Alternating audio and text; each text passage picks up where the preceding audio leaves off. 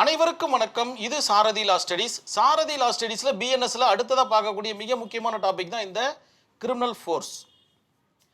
Criminal ஃபோர்ஸ்னா என்ன? இந்த ஒரு பிக்சரை பார்க்கும்போது உங்களுக்கு ஒரு ஐடியா கிடைக்கும். யாரோ ஒருவர் பார்த்தீங்கன்னா ஒருவரை தாக்குற மாதிரி ஒரு கான்செப்டை நம்ம பார்க்குறோம். இதை தான் பார்த்தீங்கன்னா கிரிமினல் ஃபோர்ஸ்னு சொல்கிறோம். இதை தான் செக்ஷன் 129 ஆஃப் பிஎன்எஸ் டிஃபைன் பண்ணி சொல்லுது.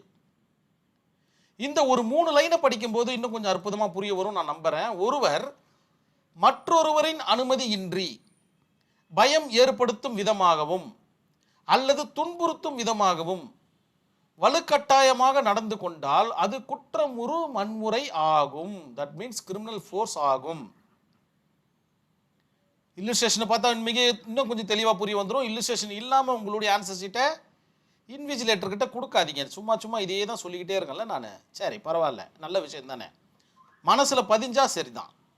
ஏ என்பவர் பியின் அனுமதியின்றி உள்நோக்கத்துடன் அவரை கீழே தள்ளி விடுகிறார்.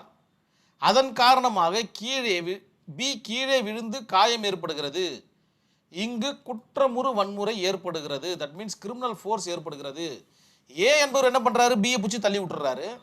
பி அதனால கீழே விழுந்து காயம் அடைஞ்சிருது. இது பார்த்தீங்கன்னா பியுடைய அனுமதி இல்லாமல் நடந்த ஒரு விஷயமா பார்க்கப்படுகின்றது. ஸோ ஒருவரின் அனுமதி இல்லாமல் நடக்கக்கூடிய ஒரு விஷயம் கிரிமினல் ஃபோர்ஸாக பார்க்கப்படுகிறதுன்றதை நினைவில் வச்சுக்கிங்க. அது யாரானா இருந்துட்டு போட்டோம், எந்த ஒரு வரையறையும் கிடையாது. உங்களுடைய அனுமதி இல்லாமல் ஒருத்தவங்க உங்ககிட்ட நடந்துக்கிட்டாங்கன்னா அதுக்கு பேர் கிரிமினல் ஃபோர்ஸ் தான். நம்மளுடைய சாரதி லா ஸ்டடீஸில் ஒரு வாட்ஸ்அப் குரூப் ஒன்று ரன் ஆகிட்டு இருக்கு. இதில் இணையணும்னு ஆசைப்பட்டீங்கன்னா இந்த நம்பருக்கு உங்களுடைய பெயர் மற்றும் ஊரை எனக்கு வாட்ஸ்அப் பண்ணுங்க. நான் குழுவில் இணைச்சிடுறேன். உங்களுடைய சந்தேகங்களை தீர்க்கும் வண்ணமாகவும் நேரடி பயிற்சி வகுப்புகளுக்கும் இது உதவிகரமாக இருக்கும் நான் நம்புகிறேன். இந்த ஒரு ஃப்ளோ சார்ட் பார்க்கும்போது கிரிமினல் ஃபோர்ஸ் இன்னும் கொஞ்சம் தெளிவாக புரிய வரும் நான் நம்புகிறேன். கிரிமினல் ஃபோர்ஸு பிசிக்கல் பவர், அவர்களுடைய முழு பலத்தையும் உபயோகப்படுத்தி அல்லது எதிரி, அதாவது ஆப்போசிட்டில் இருக்கிறவருடைய முழு பலத்தை இழக்க செய்து, ரெண்டுத்தையுமே எழுதுங்க உங்களுடைய இல்லுஸ்ட்ரேஷனில். அகைன்ஸ்ட் ஆஃப் ஹியூமன், கண்டிப்பாக ஒரு மனிதன் மேலே தான் இது நடக்கணும் அப்படின்ற மாதிரி ஒரு வரையறை இருக்குது 129ல். வித்தவுட் கன்சென்ட், கண்டிப்பாக கன்சென்ட் இருக்கக்கூடாது. கன்சென்ட் இருந்துச்சுன்னா அதுக்கு பேர் கிரிமினல் ஃபோர்ஸாக வராது. நீ என்னை தள்ளு, நான் கீழே விழுந்துடுறேன் அப்படின்னு ஒரு கன்சென்ட் இருந்துச்சுன்னா கண்டிப்பாக அது கிரிமினல் ஃபோர்ஸ் வராது. கண்டிப்பாக வித்தவுட் கன்சென்ட் இருக்கணும். சம்பந்தமே இல்லாத ஆள் ஒரு ஃபோர்ஸை நம்ம மேலே உபயோகப்படுத்தினா அல்லது நம்ம விரும்பத்தக்காத முறையில் ஒரு நம்ம மேலே ஃபோர்ஸை நடத்தினா அதுக்கு பேர் கிரிமினல் ஃபோர்ஸ்.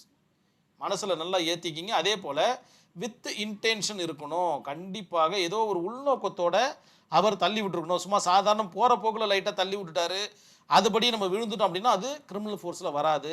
வித் இன்டென்ஷனோடு இருக்கணும். கண்டிப்பாக நான் உன்னை தள்ளுவேன், உன் மேலே எனக்கு கோபம் இருக்குது, உன்னை நான் அடித்தே ஆவேன், இந்த மாதிரியான ஒரு இன்டென்ஷன் பார்த்தீங்கன்னா கிரிமினல் ஃபோர்ஸை பண்ணக்கூடியவருக்கு இருக்கணும் அப்படின்றத நினைவில் வச்சுக்கிங்க. இது எல்லாம் இருந்தால் மட்டும்தான் கிரிமினல் ஃபோர்ஸாக ஆகும். அது மட்டும் இல்லாமல் இந்த டாப்பிக்கை எந்த இடத்துல உட்புகுத்தி எழுதுனா அற்புதமாக இருக்குன்றதை நீங்கள் டிசைட் பண்ணிக்கிங்க. ஏன்னா இதெல்லாம் ஒரு காமனான ஒரு சப்ஜெக்ட். ஒரு கல்பபிள் ஹோமிசைட் கேட்குறாங்க, இதற்கு முந்தின வீடியோ பார்த்தோம். அந்த இடத்துல இந்த கிரிமினல் ஃபோர்ஸை உட்புகுத்தி எழுதலாம். அவர் கிரிமினல் ஃபோர்ஸை உபயோகப்படுத்தினார். செக்ஷன் 129க்கு அப்புறமா தானே காயம் ஏற்படுது. செக்ஷன் 129க்கு அப்புறம் தானே கிரீவியஸ் ஹர்ட் வருது. ஸோ இந்த மாதிரி கிரீவியஸ் ஹர்ட் கேட்டாலும் சரி, ஸ்மால் ஹர்ட் கேட்டாலும் சரி, மர்டர் கேட்டாலும் சரி, கல்பபிள் ஹோமிசைட் கேட்டாலும் சரி, இந்த கிரிமினல் ஃபோர்ஸை இணைச்சி எழுத பழகிக்கிங்க.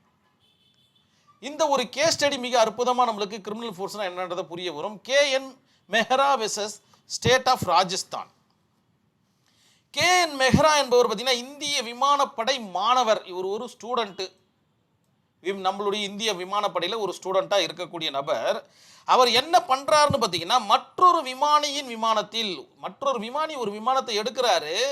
அந்த விமானியுடைய விமானத்தில் இவர் ஏறிக்கிறார். யாருடைய விருப்பம் இல்லாமல், அந்த விமானியுடைய விருப்பம் இல்லாமல் இவர் விமானத்திற்குள்ளே போய் அமர்ந்துக்கிறாரு. அவர் இந்த விமானியின் அனுமதியின்றி இந்த விமானத்திற்குள்ள நுழைந்ததுனால இந்த இடத்துல கிரிமினல் ஃபோர்ஸ் உண்டாயிருக்கு அப்படின்ற மாதிரி அவர் மேலே வழக்கு பதிவு செய்யப்படுது. ஏன்னா விமானம் என்பது ஒரு சாதாரண விஷயம் கிடையாது. என்ன வேணாலும் நடக்கலாம். மேலே பறந்துட்டு இருக்கும்போது இவங்களுக்குள்ள சண்டை நடக்கலாம், ஏதாச்சும் ஒரு சுவிட்சை தவறுதலாக உபயோகப்படுத்தலாம். இந்த மாதிரி பல காரணங்கள் இருக்குது இந்த வழக்கில். ஸோ அதன் அடிப்படையில் கேஎன் மெஹரா மேலே பார்த்தீங்கன்னா வழக்கு பதிவு செய்யப்படுது. அகைன்ஸ்ட் பார்த்தீங்கன்னா கிரிமினல் ஃபோர்ஸு, அதுக்கப்புறம் பார்த்தீங்கன்னா தெஃப்ட் ஆஃப் ஏர்கிராஃப்ட் அப்படின்ற ஒரு செக்ஷனில் பதிவு பண்ணுது. இஷ்யூஸை ஆனரபிள் கோர்ட் வந்து ஃப்ரேம் பண்ணுறாங்க. அனுமதியின்றி விமானத்தை பயன்படுத்துவது கிரிமினல் ஃபோர்ஸ் அல்லது திருட்டு ஆகுமா? சம்பந்தமே இல்லாத நபர் விமானத்துக்குள்ளே உட்காந்துட்டாருன்னா அது அனுமதி கிரிமினல் ஃபோர்ஸ் ஆயிடுமா அப்படின்ற மாதிரி. அதே போல் அவர் மற்றவரின் உடல் மீது ஃபோர்ஸ் ஏற்படுத்தப்படவில்லை. இந்த இடத்துல இந்த விமானியுடைய எந்தவித தாக்குதலும் நடத்தப்படலை. இவர் உள்ளே போய் அமர்ந்துக்கிறார், அவ்வளோதான் விஷயம். அதனால் இது கிரிமினல் ஃபோர்ஸ் ஆகுமான்ற மாதிரி ஒரு இஷ்யூஸை ஃப்ரேம் பண்ணுறாங்க. ஆனரபிள் கோர்ட் ஜட்ஜ்மெண்ட் கொடுக்குறாங்க. அனுமதியின்றி ஒருவரின் பொருளை பயன்படுத்துவது தவறான நோக்கத்துடன் டிஸ்ஆனஸ்ட் இன்டென்ஷன் சொல்லுவாங்க, அதை செய்வது கிரிமினல் ஃபோர்ஸ் ஆகும் அப்படின்ற மாதிரியான ஒரு ஜட்ஜ்மெண்ட்டை இந்த வழக்கில் கொடுத்துட்றாங்க. இவருக்கு அதற்குண்டான தண்டனையும் வழங்கப்படுதுன்றத உங்களுடைய ஆன்சர் ஷீட்டில் மிக தெளிவாக எழுதுங்க. மிக அற்புதமான கேஸ் ஸ்டடி, ஒரு லேண்ட்மார்க் கேஸ் ஸ்டடியும் கூட. கண்டிப்பாக இந்த டாபிக் உங்களுக்கு புரிஞ்சிருக்குன்ற நம்பிக்கையில் நான் இதோட இந்த வீடியோவை கம்ப்ளீட் பண்ணிக்கிறேன். நன்றி, வணக்கம்.